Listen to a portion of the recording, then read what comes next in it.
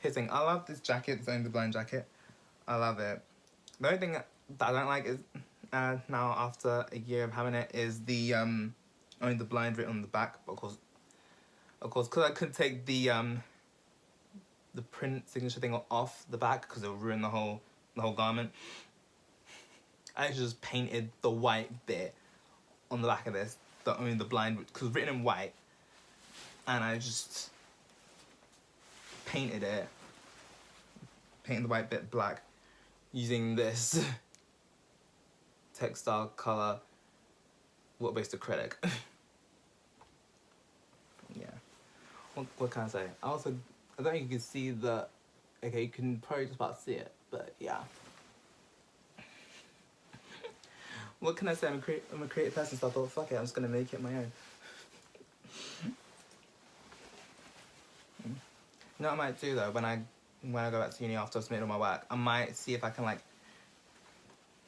see there's a textiles workshop that I can just do, so I can just work on the back of this thing. Just a thought though. Yeah. Okay. Side note, bomber jackets I have in my wardrobe though, especially black ones. It'll shock you. I think I have at least 6. I lost count at this point. One of them might need to sell though. But yeah, onto that.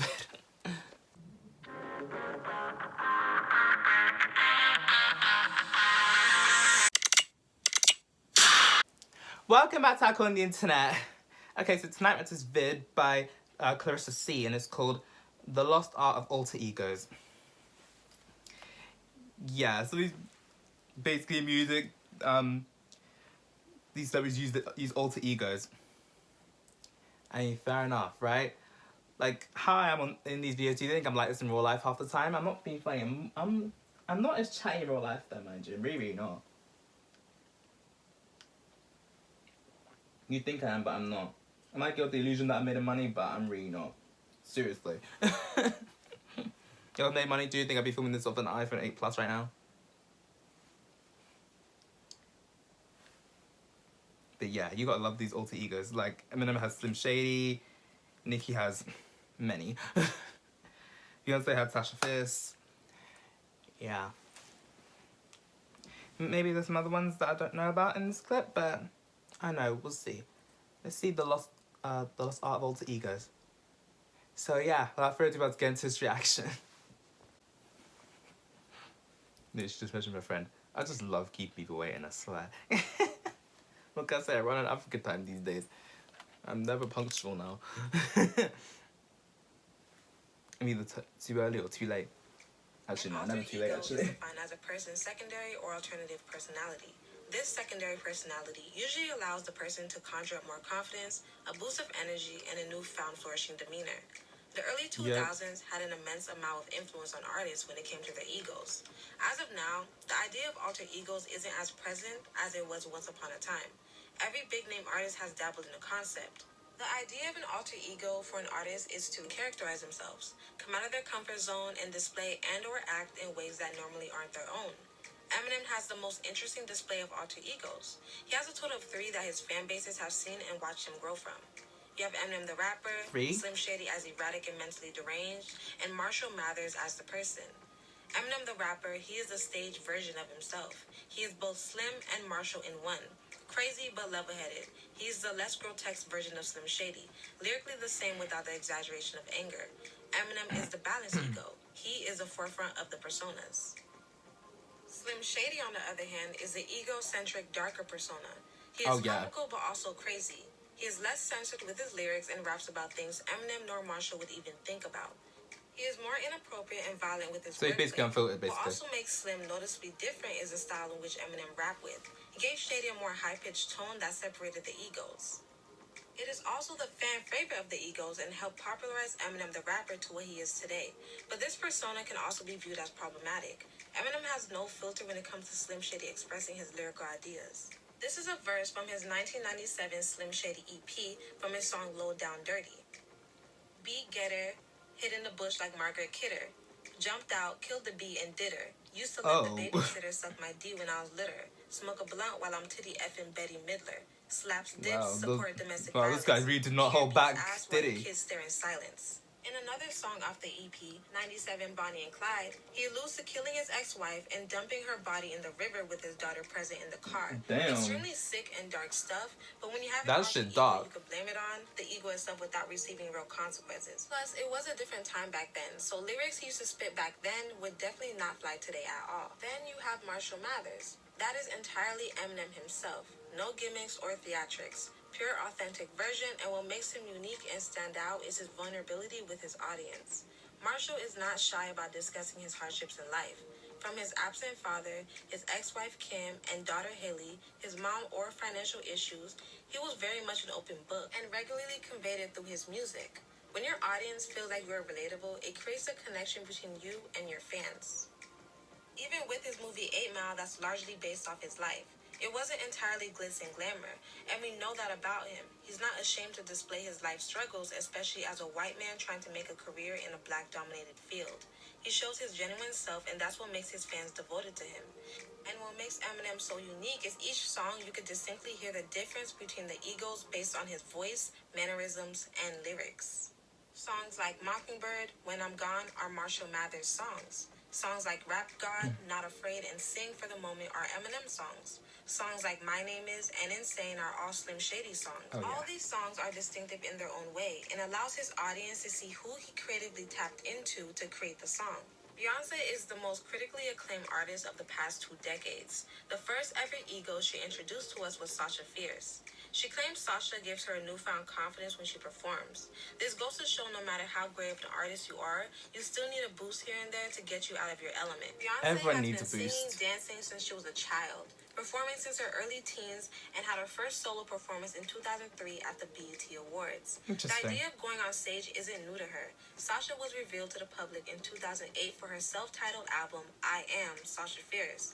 She gave Beyonce an invigorating sense of boldness to her stage presence, outside of her collected personality. She split the album in two. The I Am found in her introspective persona. The second, Sasha Fierce, contained the songs better suited for the dance floor, truly giving her fans a taste of who Sasha is while keeping Beyonce in the mix. The album had one of Beyonce's biggest hits on it, Single Ladies, which garnered Beyonce 3 with Grammys that song- for that one song alone. With that song, right? Because I kept on hearing everyone say that, now I can't stand the song now.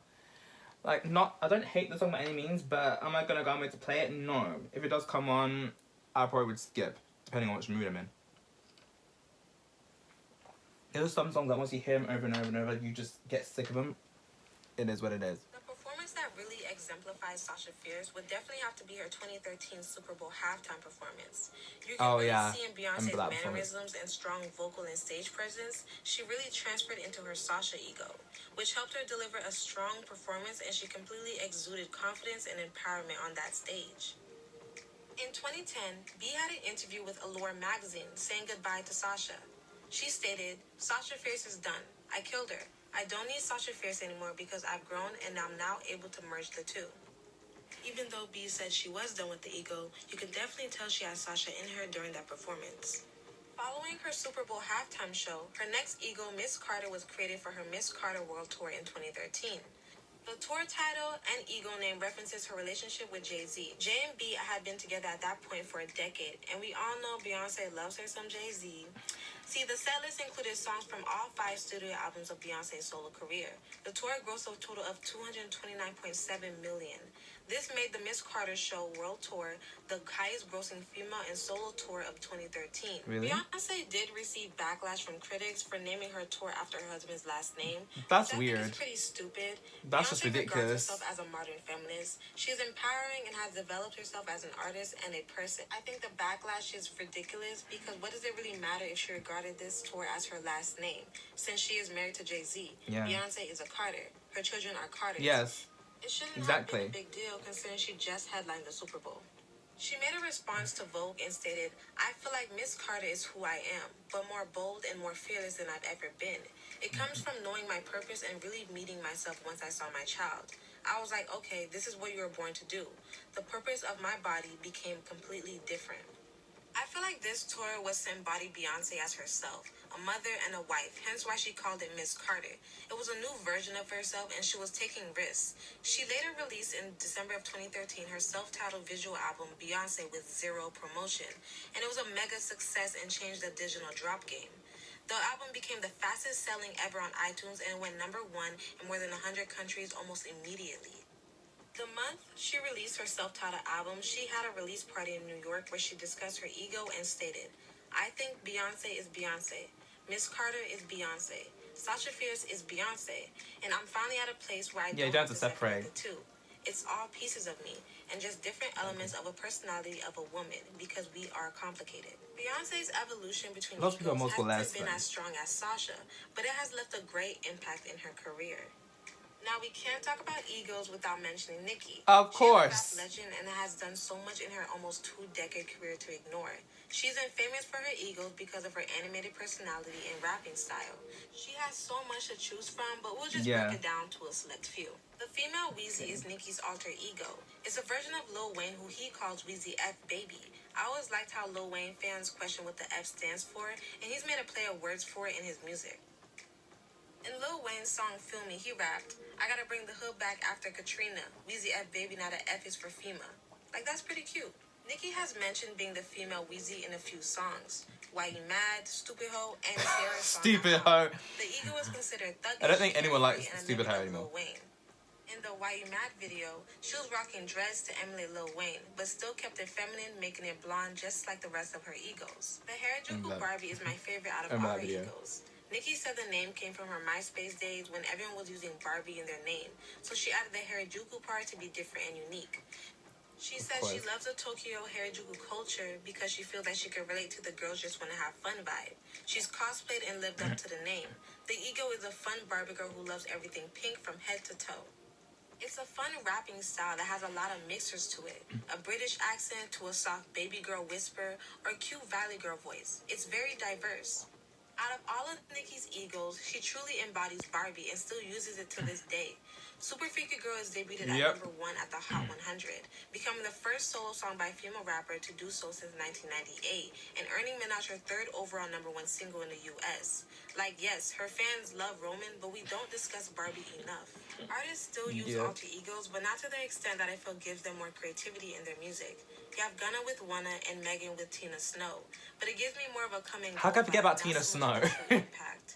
The idea of an alter ego embodies creativity. I believe it's vital for an artist to break the wall and explore the depths of who they are and what they can bring out of themselves, as displayed through this video. I'm not saying every artist has to have one, but I do think it's a cool concept that newer artists should try. Anyways, guys, thank you guys for tuning in. Yeah. It's a cool concept though, mind you. Somebody should take note of that. But how could I forget about Tina Snow, man? But of course, you cannot have a video about alter egos without mentioning Nicki in that, especially with what is it, Roman? Well, let me just type it in my chat. But Eminem and Slim Shady, I cannot. I don't know, I just got Roman's Revenge on the brain right now. The other day, for the first time in like ages, and it's in my brain now. So yeah. I'm jumping right to the comments and I see what people are saying. When celebrities did have alter egos, people called it demonic or satanic. So IG, that's one of the biggest reasons why a lot of celebs shy away from using that term. You don't need to be honest with you. You don't need to separate, because it's still part of a person. What can I say? Human beings have multiple layers to them. But yeah, I did like this vid. Very interesting. Oh, but someone did this comment. I would love for Megan to re-explore and develop Tina Snow and make her even more of an obvious alter ego. I feel as though Megan hasn't made it clear between Tina Snow.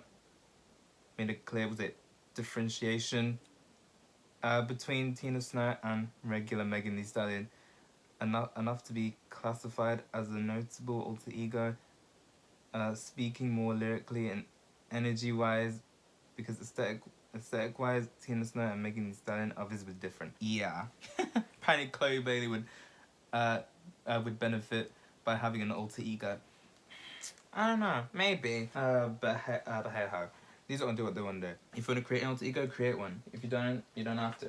Here's what it is. This video's out though. But if it was more longer, I probably would not be able.